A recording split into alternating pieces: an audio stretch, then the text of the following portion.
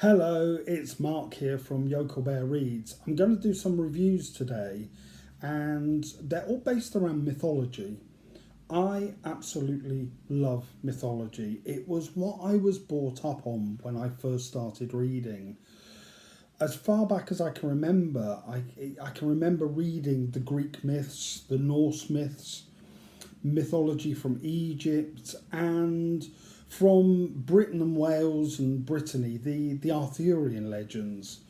That's what I was brought up on, and it's where I really learnt what a good story is, because mythology, whilst it's a religious thing going back into the past, in a lot of cases, it's actually just really good stories about humanity and our strengths and our weaknesses and our failings and what happens when people fall out with each other and what happens when people fall in love.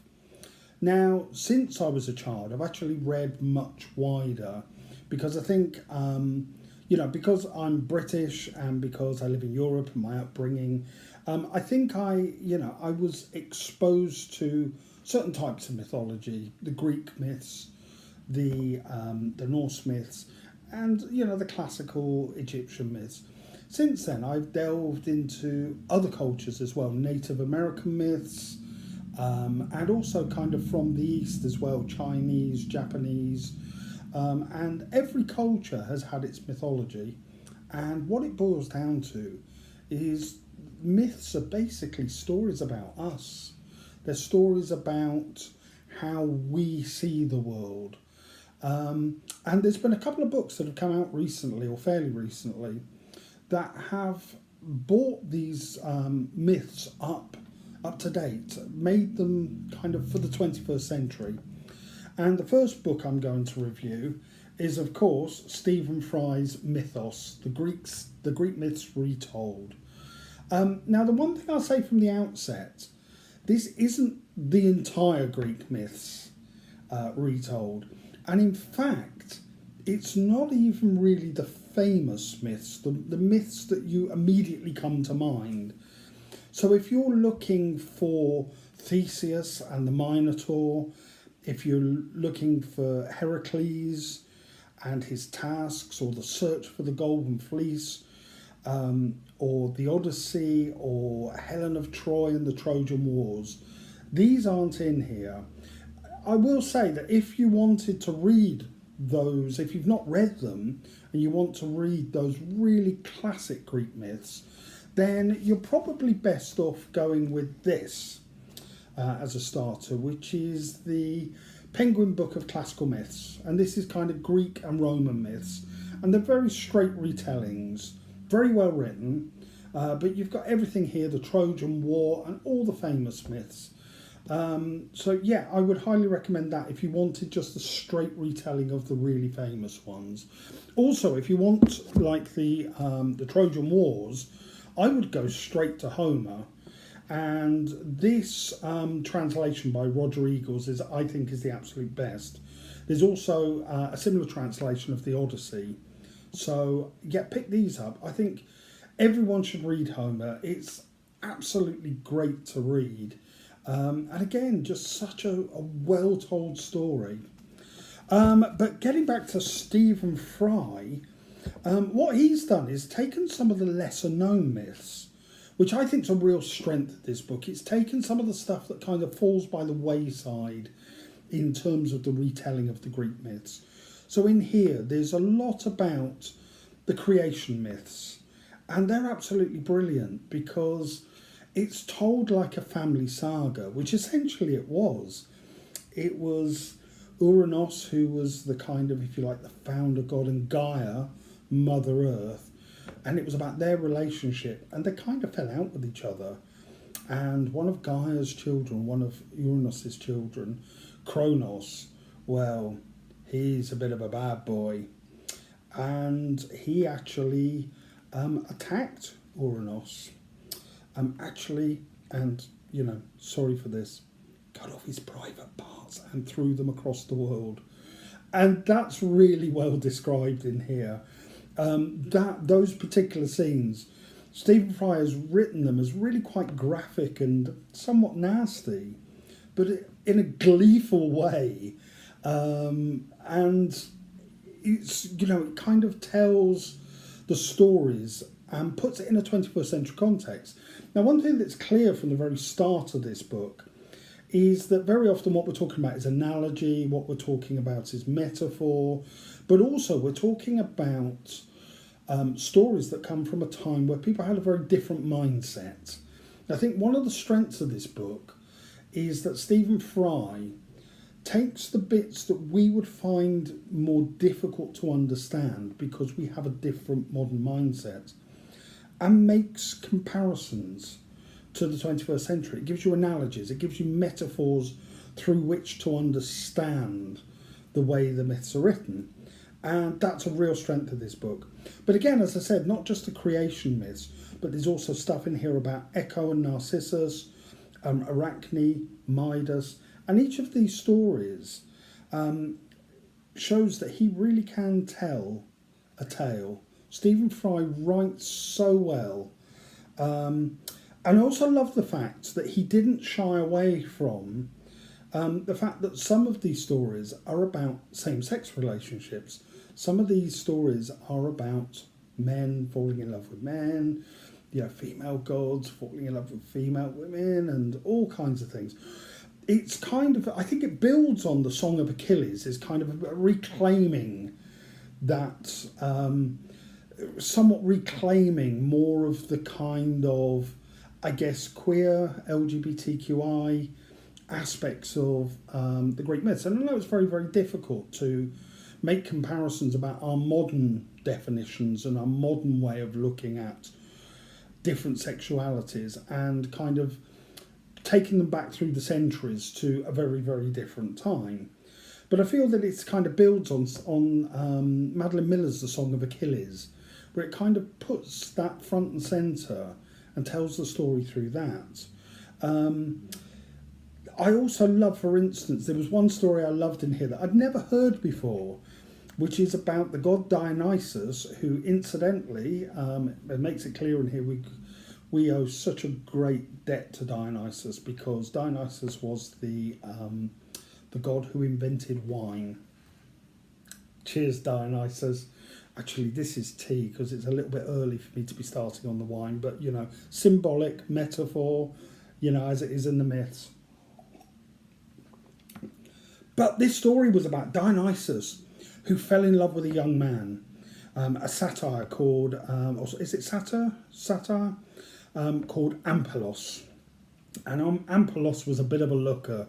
He was a good-looking creature. He had it all going on.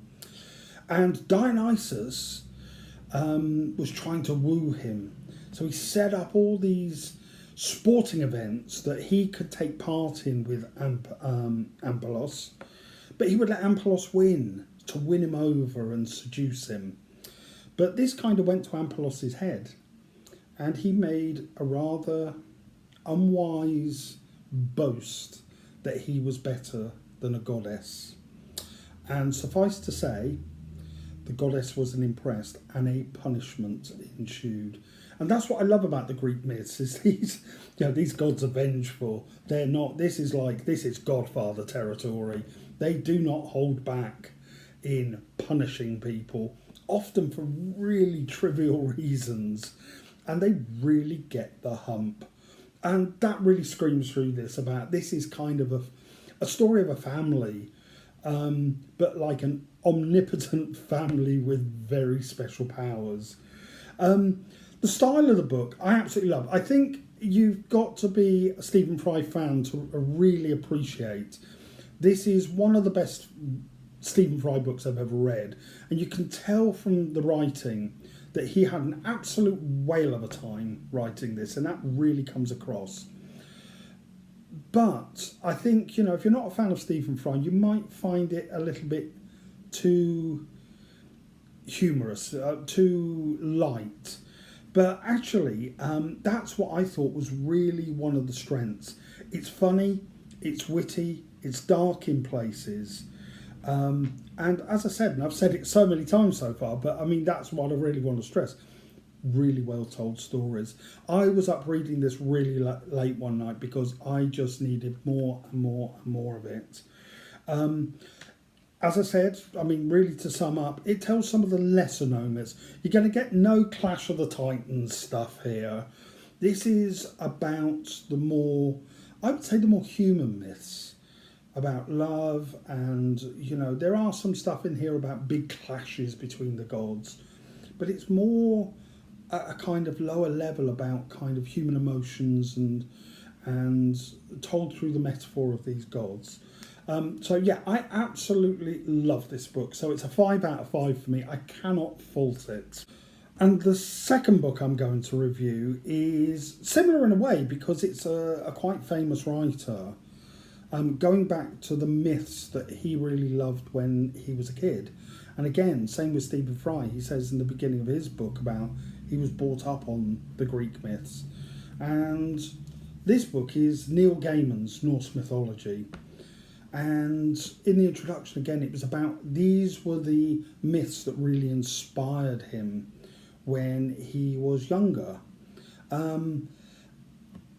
This, again, is so well told. These are great stories. I think this book, actually, is perfect for one particular group of people because I think we've seen the Norse myths re-emerge in a 21st century way through the Marvel films. You see Thor as, he's got his own films, doesn't he?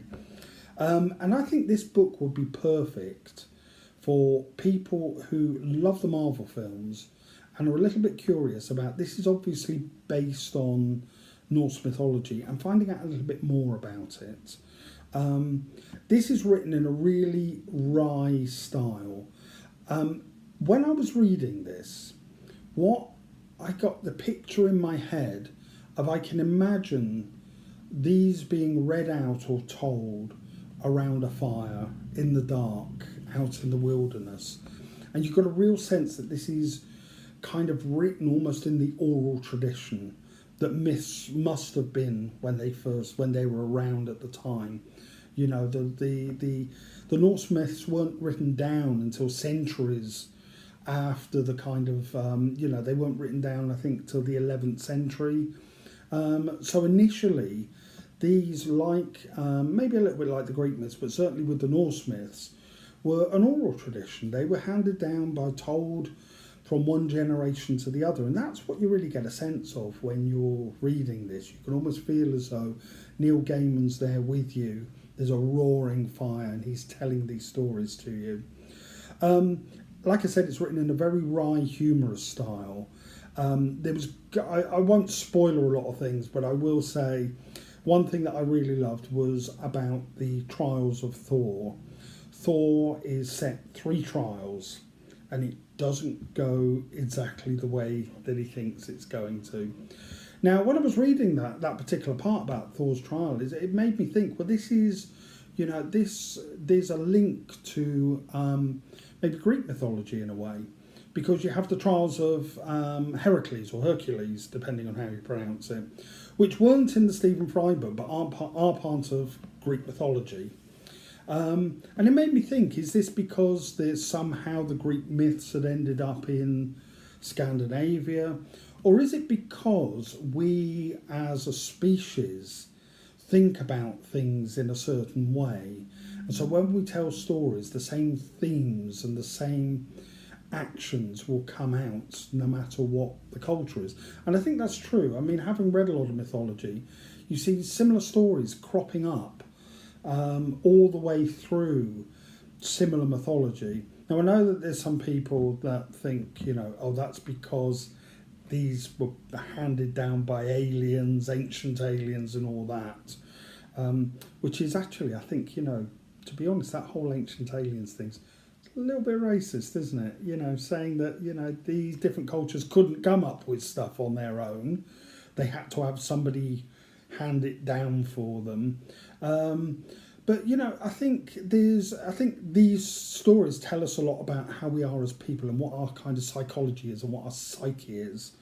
And again, like I said, these are really humorous stories, but there's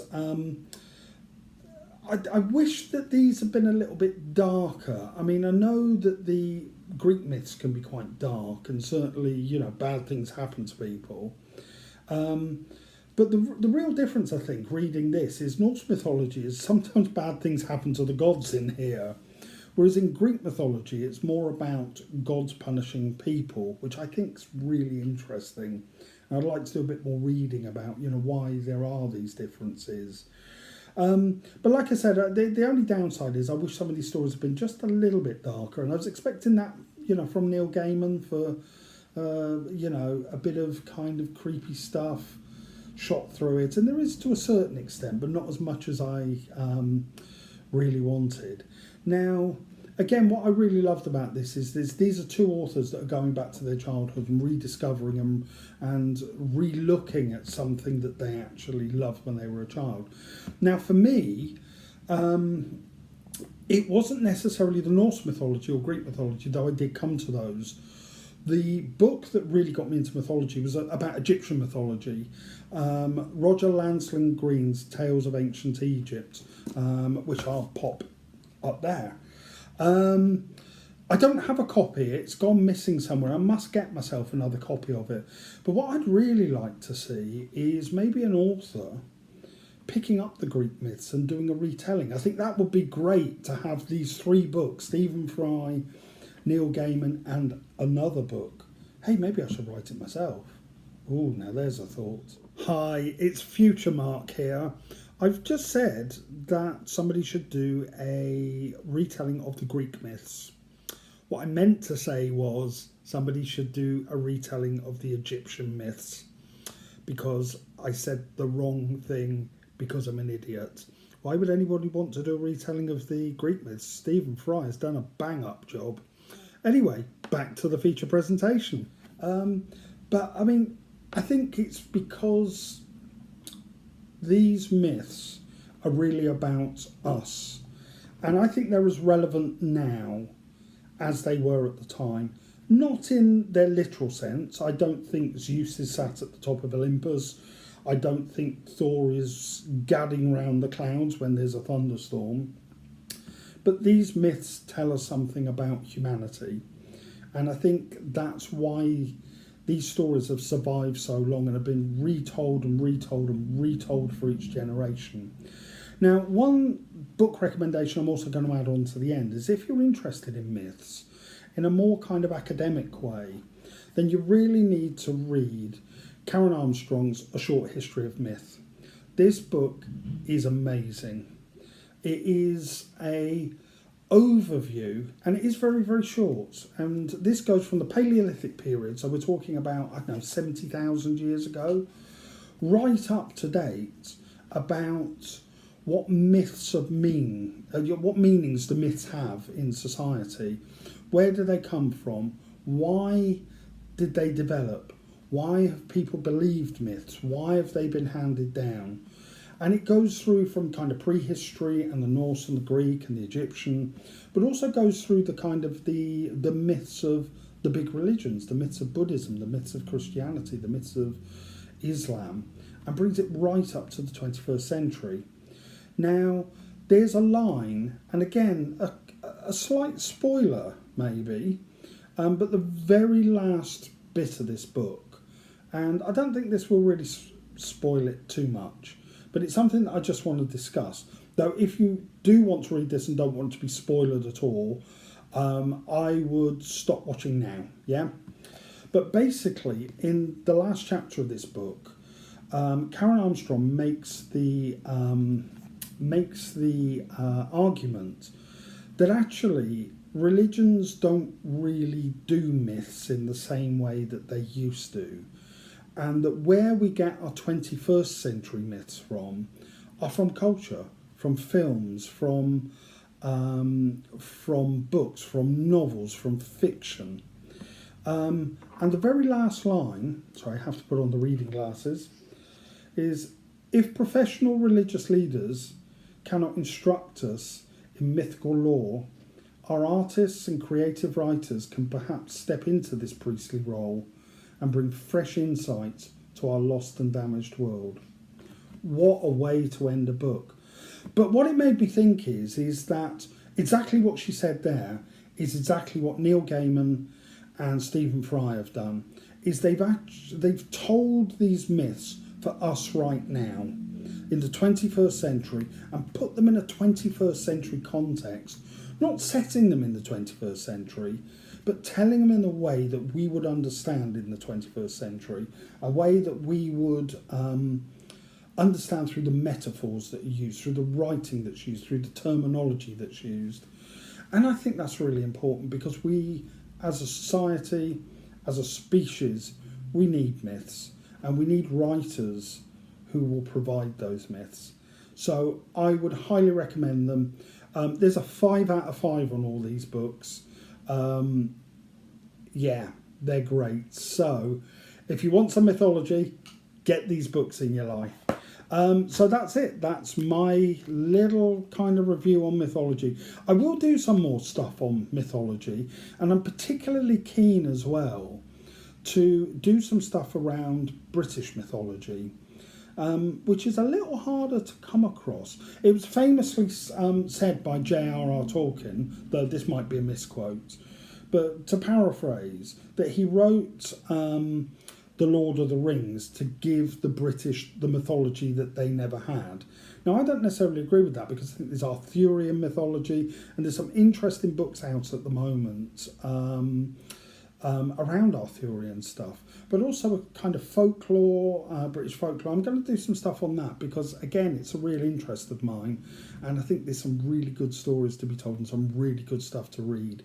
So that's the mythology. I'm going to come up with a witty title for this now.